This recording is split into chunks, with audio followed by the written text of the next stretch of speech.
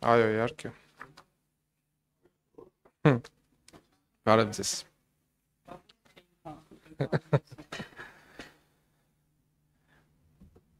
Բարև ձեզ, պարոն Միրզոյան, ողջունում ենք ձեզ, համեցեք։ Բարև ձեզ, պարոն Հակոբյան, Տիկին Վարդան։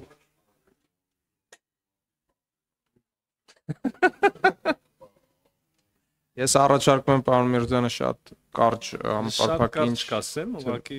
մի երկու բան կա, շնորհակալ եմ պարոն Սուքասյան, իրականում գործընկերներից ոմանք երևի, չգիտեն, ասենք ամեն դեպքում, որ նախորդի վեստեղ եղել է այս ֆորմատով հանդիպում արտաքին հարաբերությունների հանձնաժողովի հետ, ապա եվրոպական ինտեգրման հանձնաժողովի հետ եւ հիմա արդեն այս հանձնաժողովի հետ։ Իհարկե անգամանալից ներկայացրել ենք, խոսել ենք, քննարկել ենք եւ Հայաստանի արտաքին քաղաքական միջավայրը, անելիքները, ձեռքբերումները եւ առաջին հերթին իհարկե խաղաղության հաստատում, հետագա ինստիտուցիոնալացում, տրանսպորտային ենթակառուցվածքներ, մի խոսքով գրեթե ամեն ինչ, ես ուզում եմ ասել, որ ասվածը իհարկե եւ նաեւ եվրոպական ինտեգրման մասին ենք խոսել, կարեւոր եմ համարում ընդգծել, որ ասված իհարկե որևէ կերպ չի նշանակում, որ մեր համար չի շարունակում նույնչափ կարևոր մնալ նաեւ եվրասիական տարածաշրջանում մեր եւ երկկողմ հարաբերությունները եւ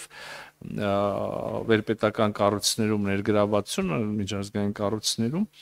եւ ճիշտ հակառակը կարող ենք արձանագրել, որ տարածաշրջանային ենթակառուցվածքների ապաշրջափակման սկզբունքների հայտարարումից եւ քննարկումների արդեն ավելի եւ կենսագործման շուրջ քննարկումներից հետո ել ավելի են այս հարաբերությունները ակտիվացել, ել ավելի մեծ հետաքրքրություն կա մեր նկատմամբ, օրինակ նույն Ղազախստանի հետ մենք շատ ինտենսիվ քննարկումների մեջ ենք, կհիշեք տեղի ունեցավ նախագահ Տոկաևի այցը Հայաստան, այժմ մենք պատրաստվում ենք վարչապետ Փաշինյանի այցին Ղազախստան, քննարկվում էր հիմա արդեն հանրության, այսպես ասած, սեփականությունն նաև տարբերակ Ղազախստանից ցորենի ներմուծում Հայաստան Ադրբեջանի տարածքով եւ այժմ արդեն այդ Ադրբեջանի տարածքով Հայաստանի համար նախատեսված բեռների տարանցման արգելքի վերացումից հետո արդեն այս ծրագիրը եւս առաջիկայում